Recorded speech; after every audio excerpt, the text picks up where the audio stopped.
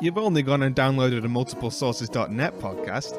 For more episodes of this show and a bunch of other content covering everything from NBA teams to professional wrestling, visit multiplesources.net. Multiplesources.net. But wait! Act now and you too could join multiplesources.net. Yeah, we're looking for people to do their own podcasts about different NBA teams. We're looking for blog authors, video highlight creators, basically anything you can think of to write about sports. You can kind of write or create to your heart's content. So if you want to help us and join this up-and-coming independent blog and podcast network monster, go to multiplesources.net. I'll stick something in the sidebar that says join us or something equally unfunny, so go and click on that. Join us.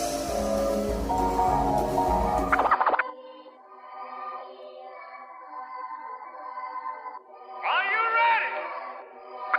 Oh yeah. Hey, how's it going, everybody? Welcome to It's Always Sunny in Phoenix, a weekly podcast where we keep you up to date on everything Phoenix Suns basketball.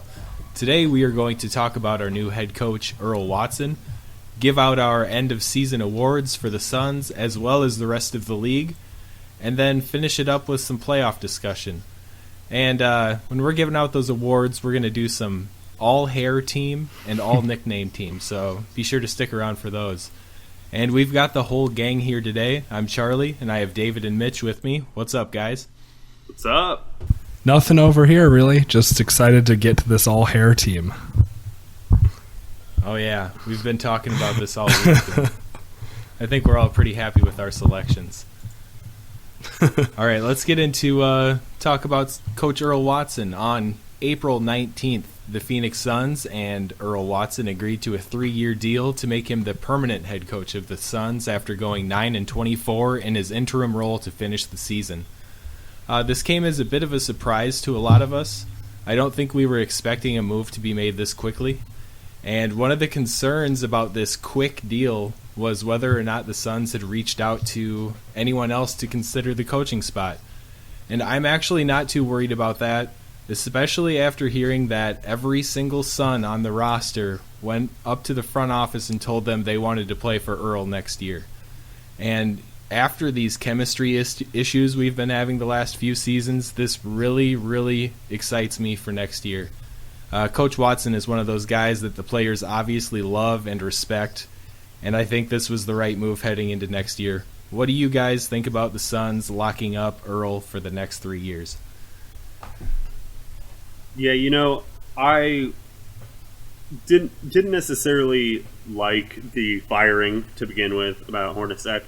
That being said, when everything started going on and Earl was put out as coach, I was a little nervous.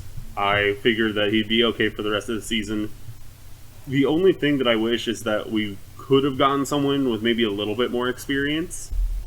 I've said that in a couple of different places in threads talking about the coaches and everything.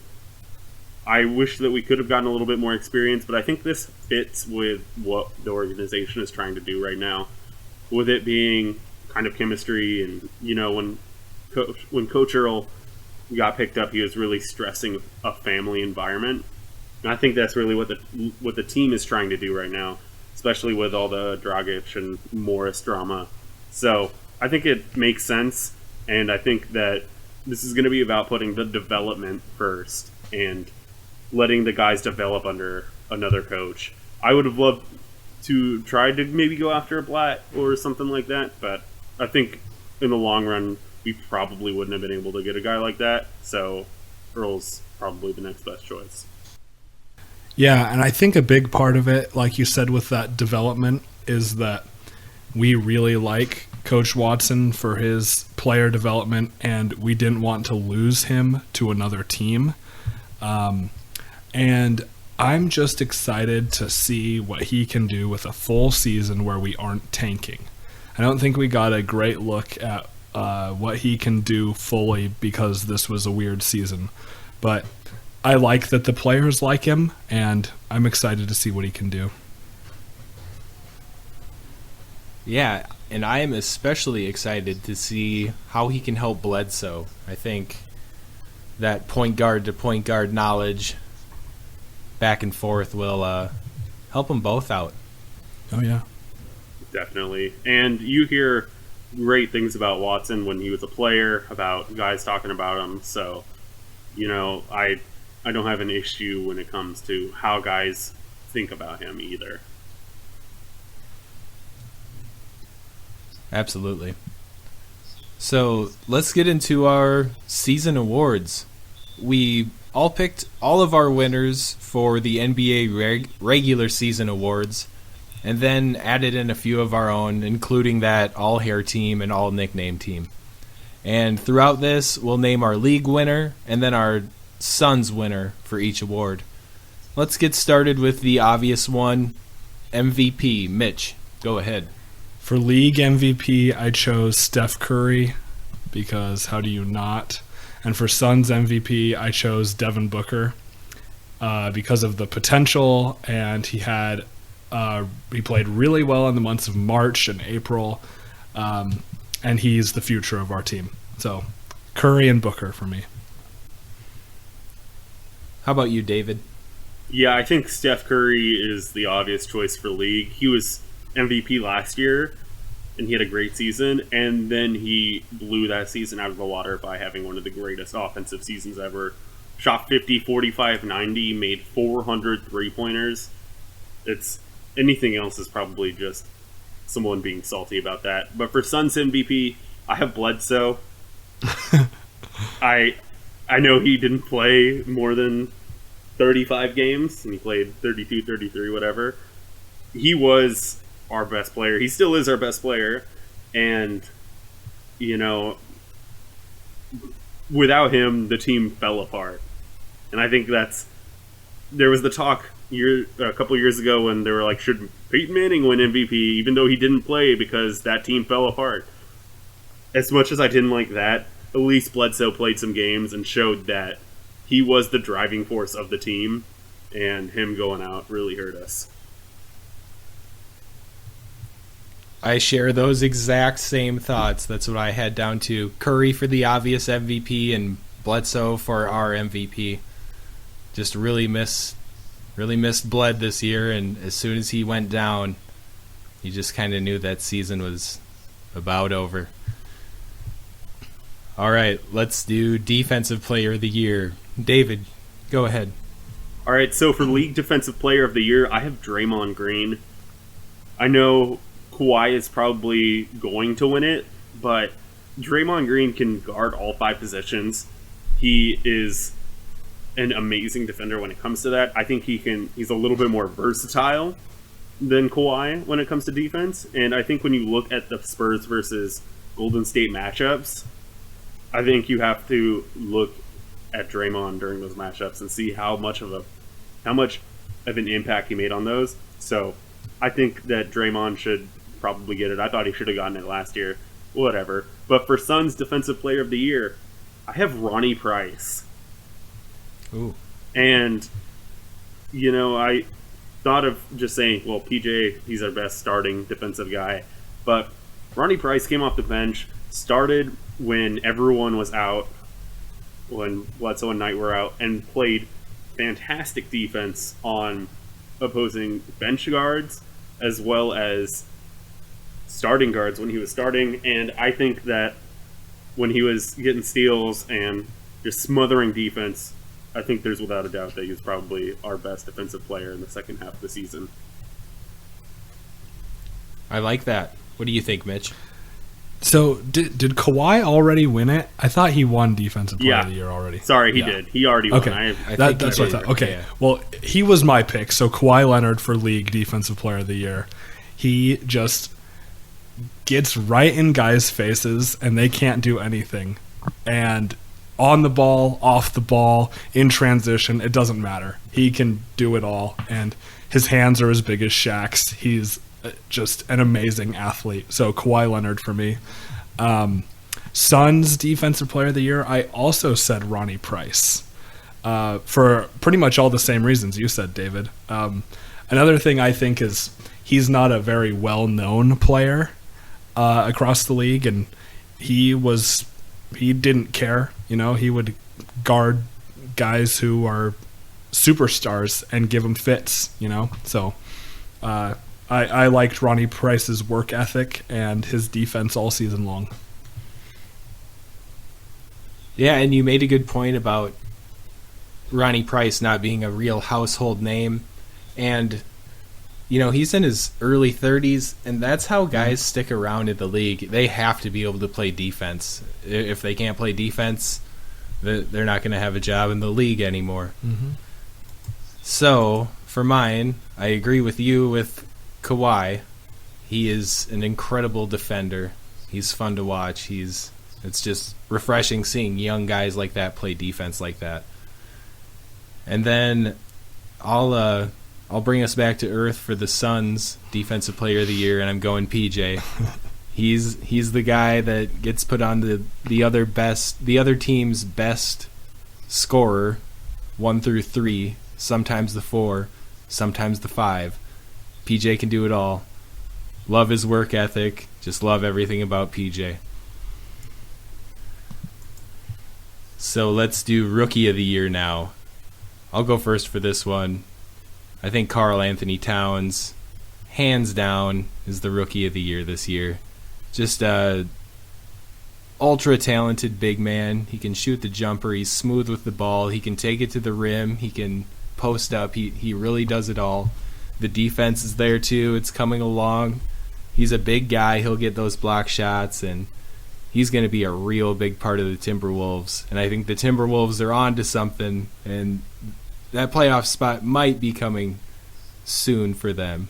I think within a couple of years they'll be a force in the West. And then for my Suns Rookie of the Year, Devin Booker, our only real rookie. So it's kind of the given there. I guess if you count the 10-day guys, but got to go with Booker. All those 30-point games this season, I didn't expect that out of him when we drafted him. And he just surpassed all my expectations, which were low, admittedly. But, wow, that kid can shoot the ball. He can take it to the hoop. He's confident with the ball. He can pass. He can run the pick and roll. Just as long as that defense comes along, he's going to be a star someday. Mitch, what do you think? Yeah, so I agree with you with Towns. He is incredible. I've heard some people say he's a top 20 player already. I am not sure, but he's in that discussion, so he is very good. And come back to this podcast in a couple years, maybe, but listen here. In the next 3 to 5 years, the Timberwolves are going to win the Western Conference. They are too good. And the hiring of Thibodeau is amazing. They will win the Western Conference in the next 3 to 5 years. And then Suns Rookie of the Year, Devin Booker, easy. And, our expectations were low, but I just didn't expect him to get that much playing time. No one did, because Bledsoe was healthy at the beginning of the season, but once he went down, it was the Devin Booker show. So, yeah, Booker for sure. He was great. Yep, and I'm just echoing what you guys said. I think Cat is the best rookie in quite a bit, possibly since Tim Duncan. Best rookie since. I mean, dude's been really good, been better than anyone thought, and I'm terrified to see how he's going to come along with his defensive side of the ball with Tibbs as his coach. But for Suns Rookie of the Year, even though I'm a little disappointed none of you guys talked about Big Sauce, it's got to be Booker. I did forget about Big Sauce. Those per 36 numbers were pretty incredible. It's all about that per 36, per 100 possessions. Absolutely. Sometimes advanced analytics can be misleading. Maybe. Not at all. Nope. We'll see. I don't believe it. Advanced analytics are where it's at. All right, let's do Sixth Man of the Year now. David, take it away. Okay, for League Sixth Man of the Year, I know Jamal Crawford already won it.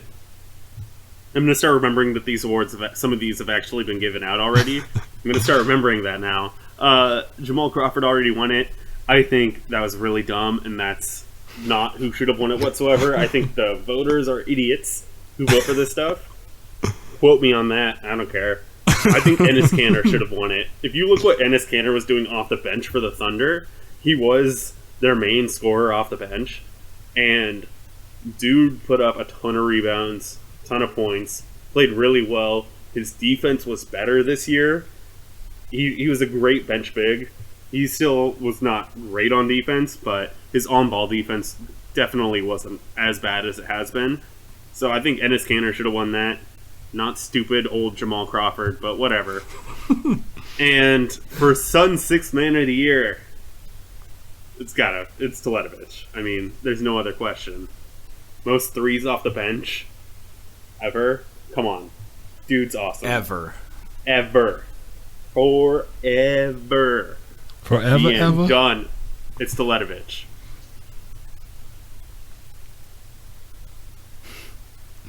Yeah. What do you think, Mitch? Oh, sorry. I had a hard time with this one for League, at least. I thought about it a lot, and here's what I decided. I'm gonna swear make if you this say Jamal Crawford, I'm gonna be so pissed. No. It's I'm giving Mirza Teletovic the award for League and Suns Sixth Man of the Year, simply because of the stat for most threes off the bench. The more I thought about it, I was just like, the only guy who's coming into my head is Mirza all the time. And maybe that's because I watch the Suns a lot more than anyone else, but I'm giving them both to Mirza. I love Mirza too. He became one of my favorite players this year. Oh, for sure. I feel the same way about Mirza. He is also my Suns Sixth Man of the Year. Just love watching him shoot threes. He loves shooting threes. Everybody loves it, so got to go with Mirza for that one. And for the League Sixth Man of the Year, I'm going with Andre Iguodala. Iggy's just great. He's a glue guy. He can do it all. He can guard three positions. He's just a great man to have coming off the bench, and that shows with the incredible season the Warriors have had. I'll have you know that Iguodala was my non-biased runner-up to Mirza. Okay. Iguodala was my runner-up as well. He was number 2 to Kanter, so. Yep, Kanter was my number 2. So we were all thinking pretty much the same, and we all love Mirza, so Mitch wasn't too out of line there. Nope. All right. Most improved. Mitch, go for it. So I am going to agree with the voters and say CJ McCollum for this. I thought that he complimented Damian Lillard really well in Portland, and that was really great to see. Portland lost a lot of key guys, and I didn't think they were going to be very good, but they're in the playoffs right now, so that's awesome. And then my son's most improved player is the guy who we just talked about, Mirza. He slumped last year in Brooklyn, had a really hard time, and he came out this year and he broke that record for most threes off the bench. So I thought he showed a lot of improvement, and even just throughout the season, I thought he improved a lot. What do you think, David? So I think that CJ McCollum for League is most improved player of the year, but I'm going to give a shout out to the MVP, Steph Curry, when it comes to most improved. Yes. Who thought that, oh hey, this guy who is probably the best shooter ever can get even better? Who would have thought that? So I think that deserves a shout out, and the voters thought that too, because he was in the top 4, I think, when it came to voting. So that's dumb. But for Suns most improved player, I have an actual tie between Bledsoe and TJ Warren. Both those guys, when it came to jump shots, I thought were way up there. Both guys worked on their 3-ball a lot. Both guys shot very well, pretty well from 3, considering what they've shot for the the rest of their career. I thought TJ really was able to expand his offensive game, and now the only thing I think he needs to work on is just that defensive game. And Bledsoe, he looked like that two-way star that we know he could be. And every time he was taking an elbow jumper or any of those, I felt way confident in it. And last year I wouldn't have.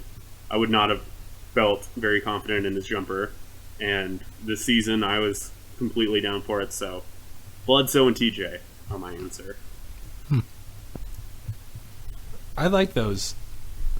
Hopefully that improved jump shot doesn't go away or didn't go away with Hornacek after we fired him, because Hornacek was known to be a great shooting coach. All right, but for my most improved, I'm going to go with Giannis. Ooh, that's and good. Just I don't know if his stats are all that much improved from last season, but his all-around game and his skills, you can tell he feels a lot more comfortable out there, throwing some crazy passes, playing D, throwing down dunks. I think he's really coming into his own. He's going to be great over the next, decade, probably. So I'm throwing him most improved, and I share your thoughts, Mitch, and I'm going Mirza too. I didn't expect Mirza to be that great this season, and man, he surprised me, and he was a lot of fun to watch. Mm-hmm. Okay, Coach of the Year. David, go for it. So there are a handful of really, really good coaches this year, but no matter what you want to say about Greg Popovich or Steve Kerr or either of those, I think it has to go to Terry Stotts over in Portland. Dude lost 4 of his 5 starters, had 2 guys return that played over 1,000 minutes last year, and made the playoffs as the 6th seed. Not like limping into the playoffs, but pretty solidly made the playoffs. I think it has to go to him, but runner-up to the Warlock, Rick Carlisle. I don't like the Mavericks, but he did a pretty good job with the Ghost of Dirk as well. Very true. Mitch, what do you have? I am going Kerr Walton because they broke the record for the best regular season ever, and they split the time coaching. I just think you have to give it to whoever breaks that record for breaking the Bulls record, I just couldn't. Popovich, of course, and what David said was really, I thought that was great too, and Portland is really overachieving, and that's great to see, but it's got to go Kerr Walton for me. Yep, I thought about Kerr Walton. I thought about Stotts. Thought about Dave Yeager. I mean, how are the Grizzlies in the playoffs? That's a great question. That's ridiculous. And I might lose a few, some respect from a few Suns fans here, but I got to go with Pop. He knows what he's doing. It's obvious. He's just a great coach, and once Duncan, Ginobili, and Parker are all gone, I wonder if he's going to hang it up, or I wonder if he's going to stick it out for a while and see if he can still be successful after he loses those 3. I think he could be. But yeah. So hopefully Charlie not, is now officially kicked off the podcast, and it's just going to be a 2-man show now. Later, boys. No, come back. Okay, Dave Yeager. Okay, that's good. I can get behind that. 28 players on the roster for the Grizzlies this year, and they make the playoffs. Dave Yeager, Coach of the Year, no doubt. No great. We know your real answer, though. It's okay. Edit that for me, please, David. I forgive you. Okay. Let's move on to Dunk of the Year. Mitch, what's yours? My dunk of the year, either Suns or all league, it's the same, is Archie posterizing Porzingis. That was one of my favorite Suns moments in a long time, especially this season. So, yeah, and there just weren't a ton of outstanding dunks throughout the league this year, I didn't think, aside from the dunk contest, but those don't count. So yeah, Archie posterizing Porzingis was amazing. I like that one. What do you have, David? All right, so I have a couple of honorable mentions. So every single fast break dunk from Westbrook, or just Westbrook dunk in general, gotta give a shout out to. Yeah. Gotta give a shout out to DeAndre Lobs, because those are all pretty great too. Shout out to Jabari against the Cavs, because he had that game when they were in Milwaukee where he had 4 or 5 highlights with dunks. They were fantastic. And as much as I love the Archie on Porzingis, there is one other that I think is even a better poster, and that's DeRozan on Gobert. Ooh, that's a good call. That's I love the Archie on Porzingis. That's actually my number 2 when I was jumping between them. But watching that dunk that DeRozan had on Gobert, I think it's the steroided out version of the Archie on Porzingis dunk.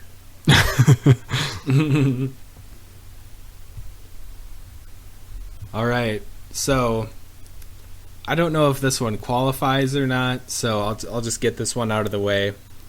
Preseason, Suns versus Kings. John Lure posterizing DeMarcus Cousins. I mean, who saw that coming? It counts. No one. Nobody saw that. It counts. Nobody saw that coming.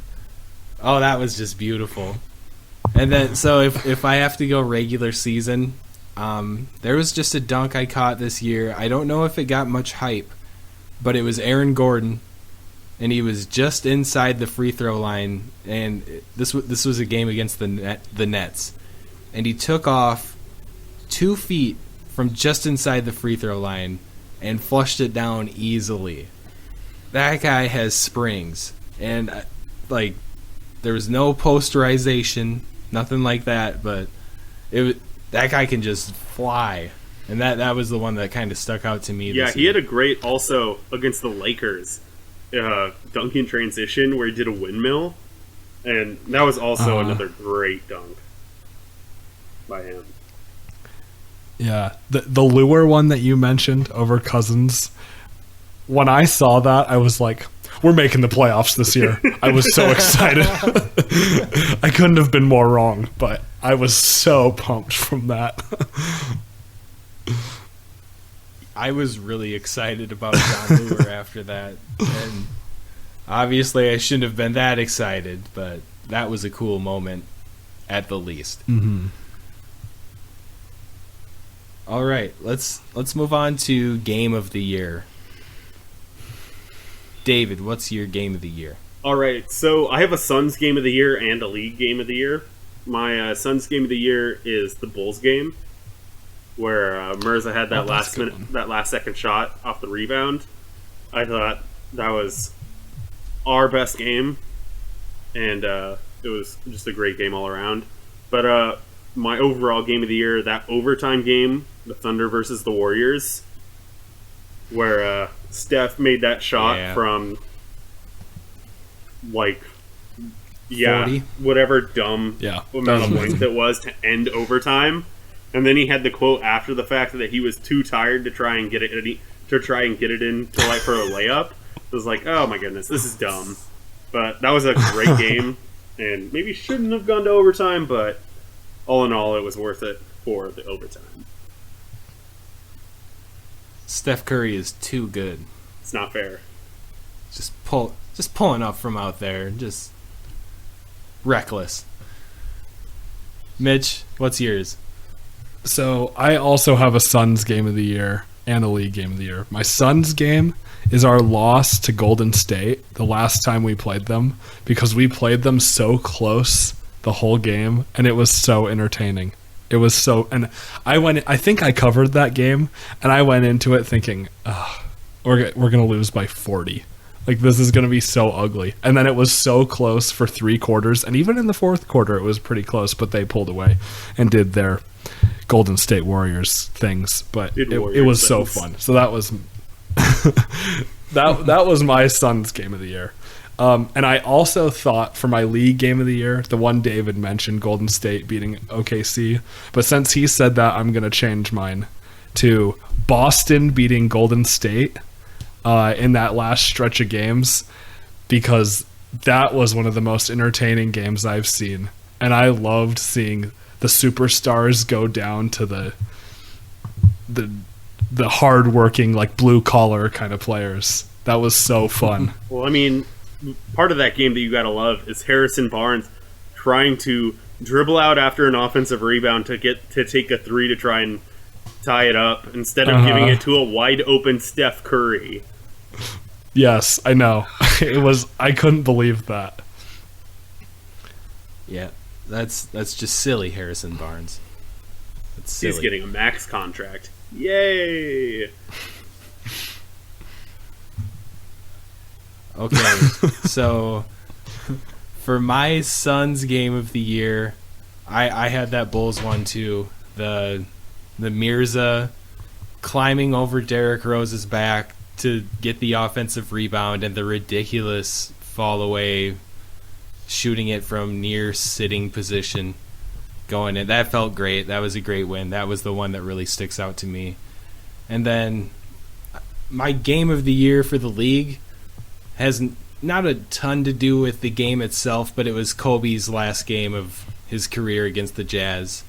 Other than winning a championship, this was pretty much a picture-perfect ending for one of the best scorers we've ever seen play. Putting up those 60 points, like, come on. He really left it out on the court that night. It was cool to see, and so after being sentimental like that, on the flip side, we never have to watch Kobe Bryant play again or watch him just beat us up. So that was just a nice moment for the whole NBA, I'd say. Yeah.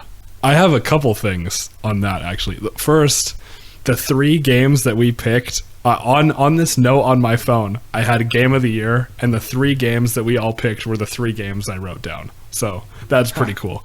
But that Kobe game was awesome because he could barely get up and down the court, and then they'd throw him the ball, and it was like the ball like gave him all this power, and he'd score, and then he'd like shuffle down the court and stand on defense. But yeah, it was awesome. And it was also kind of great that his last play was an assist. Since they always told him the last thing he would ever do was pass the ball. So that was pretty great too. That's what he did. All right. Now we are going to put together our all-NBA team on the spot as a whole. Let's hope we all agree on these. And look, David, you started off. Let's start at the bottom and go up. Let's start with point guard. All right, so I think when it comes to point guard, you go Steph. Yeah. Yeah, easy. Steph for sure. All right, well said. Mitch, shooting guard, who do you think? This one's kind of tough. Can we go 2 point guards, or are we going shooting guard? If you look at the actual thing, it's always guard, forward, center. And in that case, I think that the second guard has to be Westbrook. Westbrook is a good option. I think Jimmy Butler is a good option. I think Damian Lillard is a good option. And I think Klay Thompson is a good option. But I like Westbrook. I think that's a good one. See, I think Westbrook was the second best guard in the league this year. So, yeah, he was good. For me, it'd be down to Westbrook and Lillard for that spot. So I'm definitely with Westbrook. Yeah, you also have to. I'm good with Westbrook.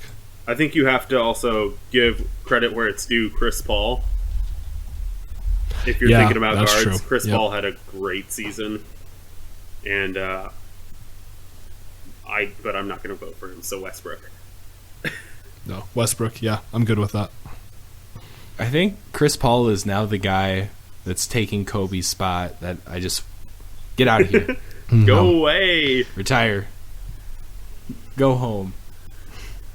All right, let's hit the forward spots now, and I think I know who we're gonna pick here. I'll put out King James. Unfortunately, you have to go LeBron. He's just, Yep. as long as he's in the league, I think you almost have to go with him. Mm-hmm. Yeah, I'd vote LeBron. And for another forward spot, I'd go Durant or LaMarcus Aldridge. See, I think for that last forward spot, I think how it's going to play out, people are going to put Kawhi and LeBron as their two forwards. Or Kawhi. Oh, Kawhi, But- yes. In my opinion, Durant's just better than Kawhi. Kawhi's a better defender, but Durant's not a slouch on the defensive end either. And I think No. when it comes to scoring, Durant's just a better scorer, period. And the difference is much bigger. I'm going to go Durant. I think Right. that's not how it's going to play out. I think a lot of people are going to pick LeBron and Kawhi, but he had 69, 67 games in a row scoring at least 20 points. Come on. Yeah, I like Durant. I'd go Durant. Yeah, I'd say this last spot would definitely be between Durant and Leonard, but I'm all for Durant, so Yeah. no big differences yet. Let's see if the center spot changes anything. David, what are your thoughts? For center, I'm going Draymond because Whoa. I think that he is the best center in the game that plays power forward. You know how a lot of people say, or I saw this, not a lot of people say this, but I saw this recently that someone said that Tim Duncan is the greatest power forward of all time that was actually a center. Well, I think that Draymond Green was the greatest center this season that was actually a power forward. And then again, once again, probably one of the better power forwards in the game this year as well. So when it comes to defense, he can take on any five. He can score, he can play make, he can rebound, he can do all that stuff. He led the Warriors in assists.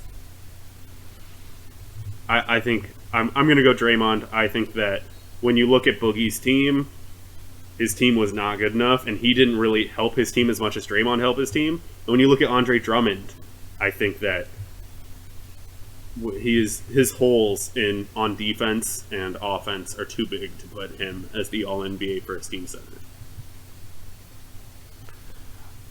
Ooh. I don't know if I feel comfortable putting a 6'6" guy at my All-NBA center spot. Yeah, But it's a tough one call. to tough one to call because Drummond had such a great start to the season.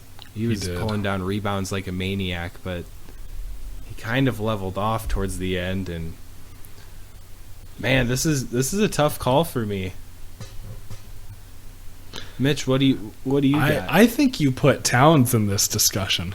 He is already excellent. He's not going to get it in real life, but I think you got to bring him up. See, I think you put Towns And- at a third team. If you're saying first team, second team, third team, I think he'd be a third Right. team All-NBA center without a question. Yeah, I agree with that. But I mean, I think he definitely should be mentioned in the first team discussions because he's so good. Draymond is good, but I see Charlie's point too. And Drummond had that great beginning of the season. And DeMarcus Cousins is still a great player. He's not a great team player in Sacramento, at least, but he is a great player. Who is your second team, David? I don't think we can do Draymond. I think we might have to do a little negotiation here. Who's my Yeah. second team center, or who's my second team period? Your second team center. My second team center is Boogie. Let's just My second team center is definitely Boogie. Boogie. Yeah. I like Boogie for mine too. Yeah. Mitch, would you put anyone above Boogie? I don't think so. Yeah, I really like Towns for that third team. He's gonna be challenging that. And can we put Anthony Davis at a center? Ooh, yeah. Oh, that's right. Oh. I mean, if you're gonna put But he was Draymond so at injured center, this but year. yeah, I think you can get away with. I would put Anthony Davis as probably so. Oh. Well, if we put Anthony Davis at center, a healthy Anthony Davis at center. I mean, even this season, where there are going to be some people that leave him off, his stats were really good this season. He had great games. He was a great thing. He had some injuries, and his team sucked, but that wasn't his fault. That I mean, I think that's true. Well, I remember at the beginning of the season, they did a poll of all the GMs and coaches, I think it was, of if you could pick one player to build a team around from scratch, who would it be? And Davis won by a lot. And I think a lot of people right around now, and I already see it happening, they're going to start discounting Davis a bit this season. And it's almost how people are starting to discount Durant.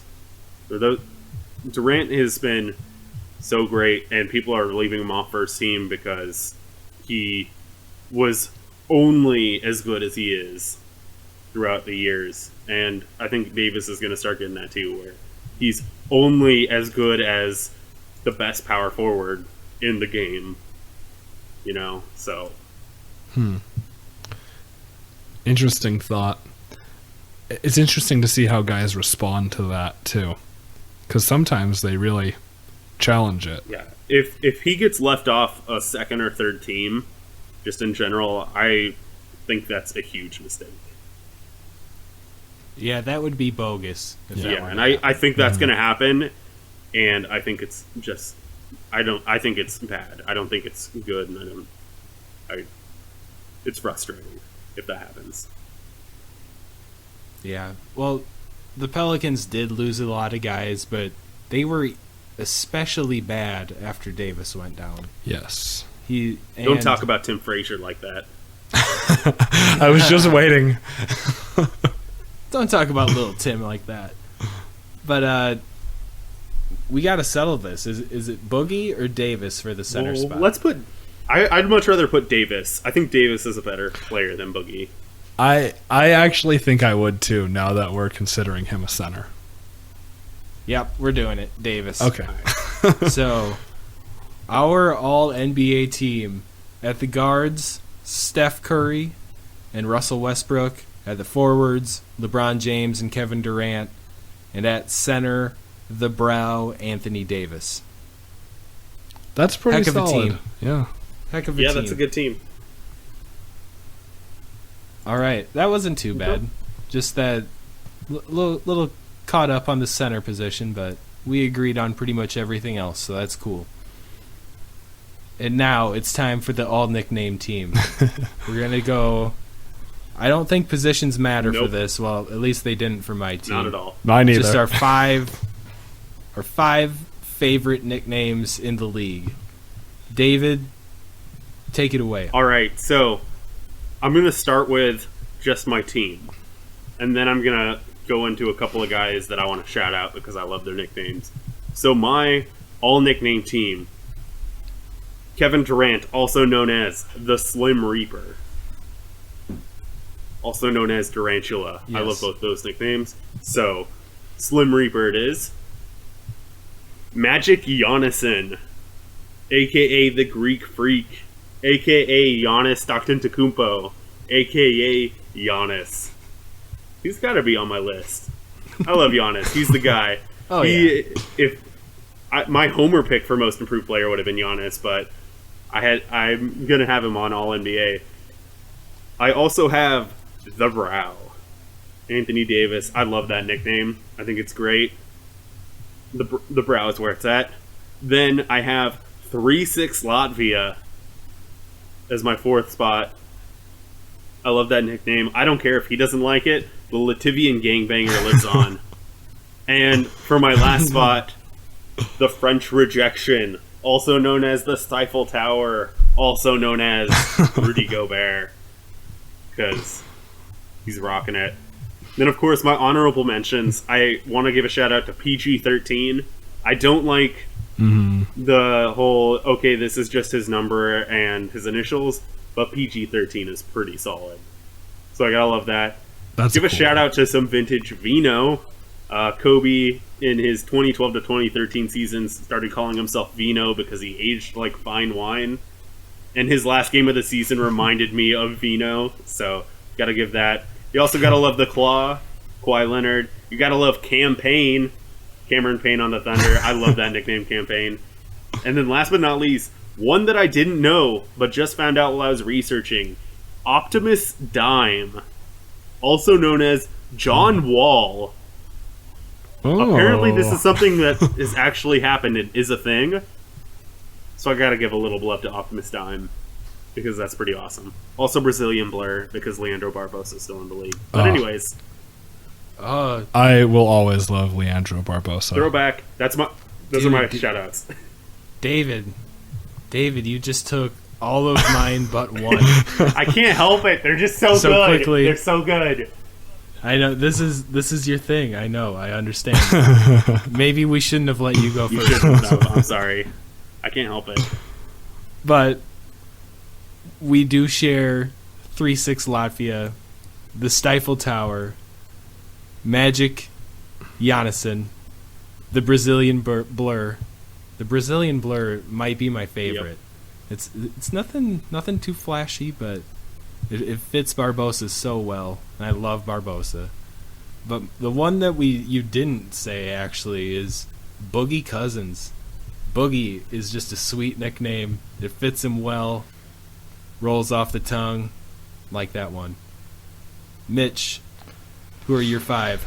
Okay, this just got a lot harder because I have like 10 names here and I'm going to try to mix it up. I have to keep Porzingis because he has too many good ones. Porzingod, Alabaster Mamba, 3-6 Latvia. Those are too good.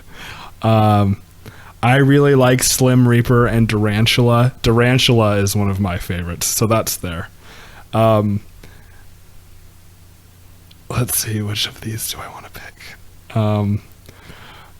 I'm going to say the Greek Freak. That's a good one. And then I'm going to pull 2 out that we haven't mentioned. Dame Dalla. I think that's a sweet nickname. That's good. And this one, people may not remember this nickname, but since I'm from the Rocky Mountain area, I know about this guy and I hear about him. Kenneth Fareed, the Manimal. Love the Manimal. Manimal's a So good that's one. my 5. I left him off of mine. I left Boogie and Manimal off of mine because I was hoping someone else would say that. But I also... There's something else that you two forgot. Maple Jordan. Also known as What's Poppin'. Also known as Andrew Wiggins. Come on, guys. Get it together. Darn it. Yeah, we even talked about that one. And... Oh, I just forgot all about it. I do have one more though. Kevin Garnett, the big ticket. Yeah. That's a cool one. That doesn't get thrown out much anymore, but Or one that always does get KG's thrown cool. out. The Truth. the truth. The Truth, yeah. That's solid too. That is a good one. I like nicknames. Okay. All right. All good nicknames. Enjoy the nicknames within the NBA. Good stuff. All right, let's move on to our all-hair team. And I'll leave this up to you guys to decide if my all-hair team consists of great hair or terrible hair. First, I don't want to give it away. I'm going to go playoff edition Gerald Green. Have you seen Gerald Green lately? Unfortunately. Looking pretty fly with those cornrows. Yeah, I think those yeah. are cornrows. There's some wild design in there. It's pretty impressive. I just didn't see that coming out of Gerald. All right, then I'm going to go Jeremy Lin for all of his hairstyles this year. But is this his samurai look he has going on now? Because whatever it is, I think whatever he has going right now is the best it's been. That's pretty dope, actually. Pretty dope, yo. Okay, oh yeah. So then we're gonna move on to Dennis Schroeder with the DS-17 bleached, which I assume was done by himself in the back of his hair, and then the random bleach spot up front. You know, I don't know what that's all about, but we're gonna move on to George Cisco Hill. He doesn't have it anymore, but he was looking pretty fly at the beginning of the season. You could definitely pick him out on a basketball court. Haven't seen anything like that since Rodman. Mm-hmm. And then to end it out, I'm going with Kelly Olynyk. All right. Those long locks. And truth be told, I don't know if I really like Olynyk's hair or really hate it. You know, maybe I could, if I had flow like that, maybe I'm a little jealous. I don't know. Leave that up to the listener to decide. Maybe I'll figure it out myself too. All right, Mitch. Okay, go for it. I also have Schroeder, or however you say it, Schroeder. That was my Atlanta recap focused more on his hair than anything, so I have to put him. Also, Jeremy Lin. I have to go with Jeremy Lin. I'm going to go Miles Turner, a different pacer. He had a great season, by the way, but his hair is pretty interesting because it's shaved on the sides, but it's like these little spiky braid things. Pineapple, yeah. Is that what they call it? Yeah, it's He's SpongeBob's house. I like it. So yeah, I'm going Miles Turner. I'm also going with Kelly Olynyk, and the long hair discussion of if you like it or not has been going on for forever. Like that's a Gonzaga discussion even, and then it transferred to the NBA so nicely. No one really knows if they like it or not. Actually, most people don't like it, but whatever. And then I'm going to go with Iman Shumpert. He didn't do anything too insane this year, but there's so much potential. Very true. Very true. All right. David, so you're up. I have Schroeder and Lin as well. I actually really kind of liked Schroeder's hair before he dyed DS-17 into the back of it. I also kind of just like Schroeder in general, so maybe I'm a little biased. But whatever. I also have Jeremy Lin because he has so much stuff going on. I just don't know what to focus on. I got Shumpert, the insane buckwheat look is what I like to call it. I've got a Nerlens Noel for the perfect DJ Jazzy Jeff Eraserhead. I love it. I actually really like his because it's so shaped. It's shaped so well. It's got a little bit of like a roundedness to it, but it's still a perfect high top in my opinion. And I also have the Dothraki, the Funaki, Steven Adams, because his hair is insane, but it fits him so well that I just got to put it on there. That's true. That mustache. I think the mustache is actually part of it too. So good. That's part of the all hair team is that mustache, that very scary mustache. Yeah. But real quick, I also want to shout out to all the white guys that have the same haircut because so Gordon Hayward, JJ Redick, and Kyle Korver. Go white guys, and the OBJ copycats. Yeah, Alan Crabb, Marcus Smart, and Jared Marcus Sullinger. Nice. You can also do the Duke starting five. The Duke That's starting five. Jaleel Okafor, Justice Winslow. You throw Anthony Davis in there right now because he's got that same haircut. And I love the Duke starting five. That one's great too. Yeah, that's good. I remember very good stuff. Oh, sorry. I remember there was an interview right before the draft with like all the guys who were projected to go pretty high. I remember Frank Kaminsky asked Jaleel Okafor if he thought he could pull off the Duke starting five, and I would love to see that. Okay, speaking of people that I low-key love, Frank Kaminsky, I think he's awesome, and I do his too. Instagram account is pretty fantastic too, but I don't stalk people on Instagram or anything. Anyways, Who does? Who does that sort I don't of thing? know. Maybe I'm not gonna go. Anyways, All right. Trivia tiebreaker time. Oh no. Let's finish up the trivia for the season. If you remember back a couple weeks ago, Mitch and David ended up tying our season-long trivia challenge. So I came up with a tiebreaker to settle things right here, right now. Are you gentlemen No. ready? I guess.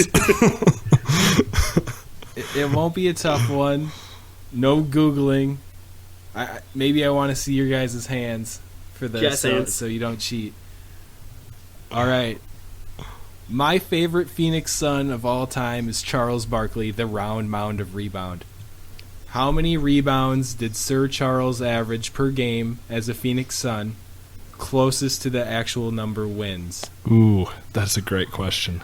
David, go ahead. man, I'm going to say. Oh my goodness, this is really hard. This is really, really hard. I'm going to That's say a really good around question. 12. 12 on the dot? I'm You're gonna. going with? I'll say 12.6. All right. David with 12.6. Ooh. Mitch, what do you think?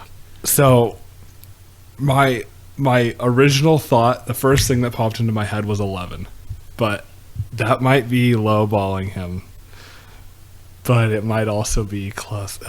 Let's say 11.5. Mitch says 11.5 and hits it on the head. Oh, that's right. Exactly 11.5 Oh my as gosh. a Sun. Wow. Well done, sir. Thank you. Well Thank you. done. You deserve that. You deserve to take home the title this year. Thank you. I'll be here all week. Man, that's like proving it after a game of course. Yeah.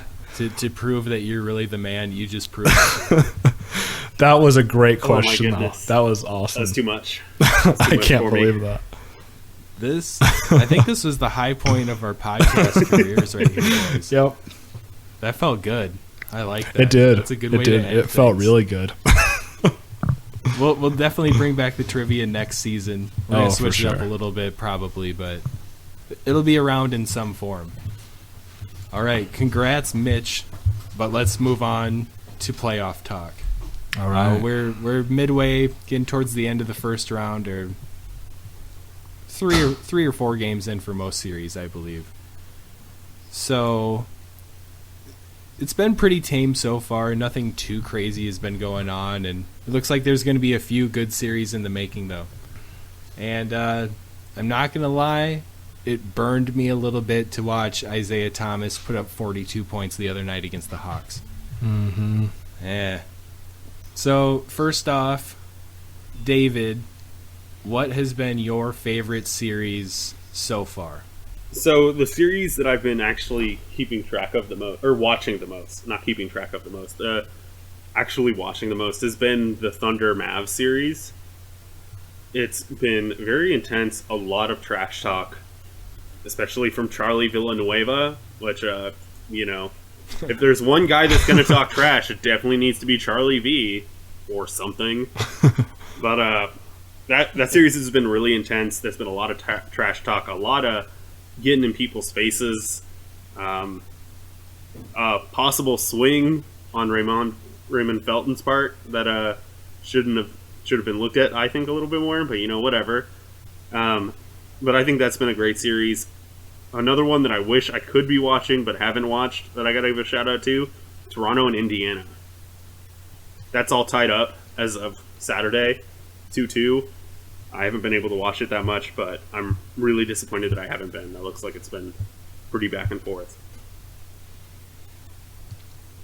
Yeah, and that's actually my series that I've liked the most is Toronto, Indiana. Toronto is a good team, but we all know about their playoff woes, and they're kind of the team I'm rooting for this year in the playoffs, and I like them. They're a fun team. But Indiana is another one of those sneaky good teams, and Paul George has been great. Miles Turner has been great. They're a fun team too. So it's a great battle. I hope it goes 7, but I hope Toronto wins. Yeah, that's definitely been a fun series to watch. But I've actually found myself rooting for the Pistons to get a win on the Cavaliers. I think it's probably just the whole underdog aspect, but I think it's time for the Pistons to make a comeback as a franchise, and they're on the right track. And I just want to see them put a little troubles on the Cavaliers and maybe pick up a win or two.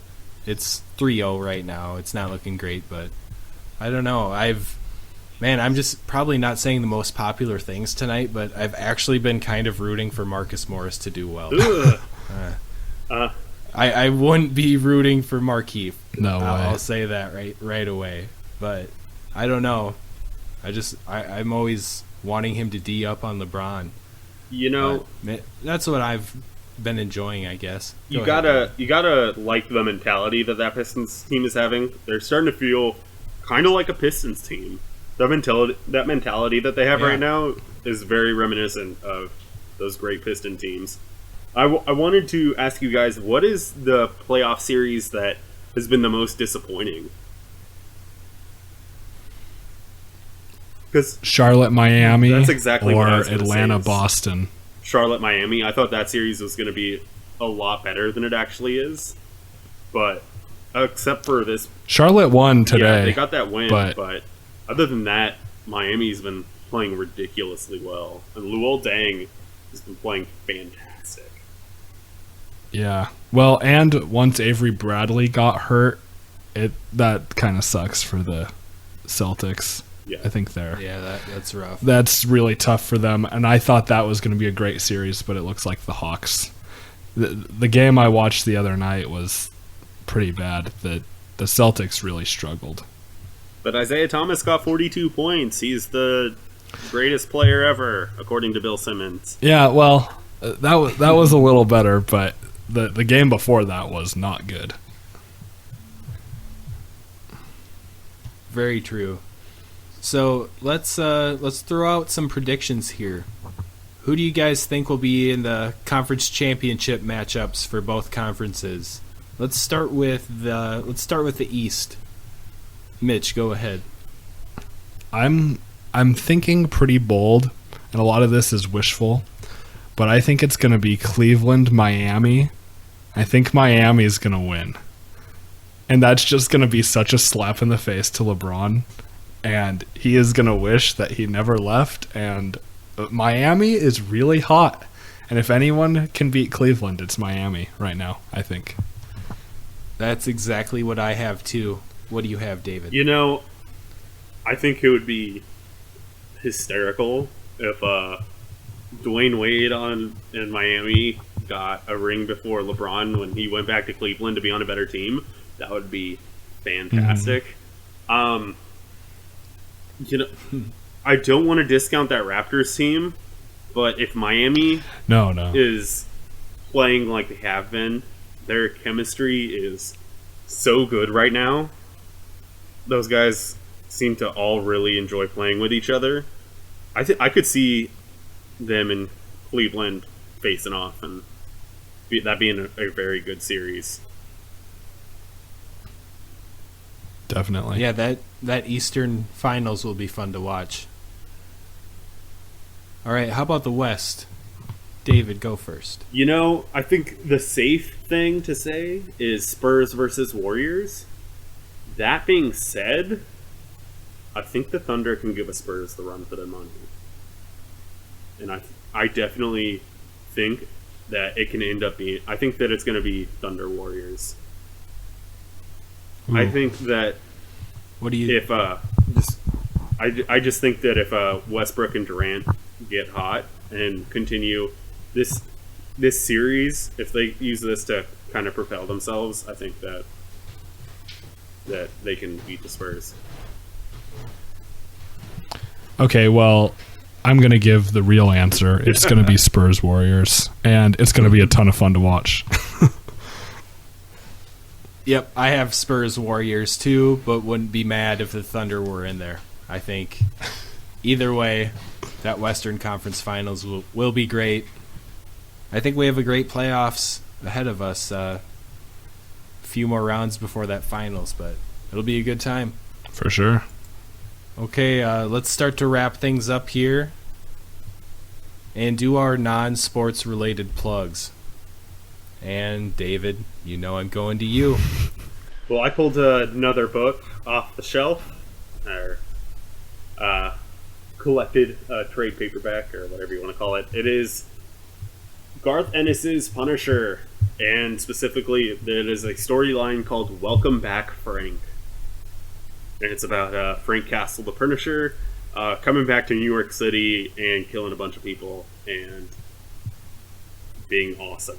And that's what I read, and the third issue has Daredevil in it, and it's a really good Daredevil Punisher story, and the entire trade is just really good in general. So if you're into reading that kind of stuff, I would recommend that book. Good stuff, good stuff. Mitch, you're up. Well, if David is going with another comic book / graphic novel, I'll go with another rock / metal / hard rock album. And this is an album that came out a couple years ago, but I just bought it in its entirety. It's the self-titled album by Nothing More, and it's pretty good. It's not too heavy, but it's heavy enough. My favorite songs so far, after listening a few times, is it's got to be This Is the Time. Ocean Floor goes right into that. That's the first two tracks, and they're really great. And then Jenny. The chorus to Jenny is so good. That song is fantastic. Yeah, listen to that. Yes, it's so good. Right on. It's a little more mellow than I usually listen to, but I still really like it. Cool. Good stuff. All right, and then if you guys are doing your things, I'll keep up my absolute randomness of a non-sports related plug. And I'm stretching a little bit here, but I'm going with a dog brush. It's called the Furminator. Like Terminator, but Furminator. Just beautiful product branding right there, right off the bat. But I have a Siberian Husky, and I live in Arizona, so it's shedding season right now, and this thing does a pretty solid job. It takes off the top coat pretty well, but then where it really does its work is with the undercoat. It loosens it up and really helps it come out faster than it normally would if you weren't to brush it with this. And it's been really great. It helps the process along, speeds things up. So if you have a furry dog like a Husky or a Malamute or a German Shepherd, something with a double coat, you should definitely give this a try. That's all I got. I hope you guys enjoyed that. I know I did. It was a great plug. I don't have a dog, but I might get one anyway. Yeah, well, get a Furminator. I do have a dog, Yeah. and I might have to look into one of those things. You should. You should. Okay, with that being said, that will do it for this week. Be sure to check us out on social media. Follow us on Twitter under the handle @SunnyInPHXPod. Find us on Facebook under the name Phoenix Suns Multiple Sources. Hit us up through email with questions or suggestions at sunnyinphxpod@gmail.com. Head over to our website at multiplesources.net/Phoenix Suns and the entire Multiple Sources blog and podcast network. We thank you for listening. And by the way, we are looking for a new writer to join us still. So if you're interested in getting your feet wet in the sports writing world, get a hold of us through email. Check the links on our website. You can find a way to get to us. So be sure to keep listening through the summer. We're going to start hitting that draft pretty hard over these next episodes. We're getting excited for that. So we'll see you all next week. Go Suns.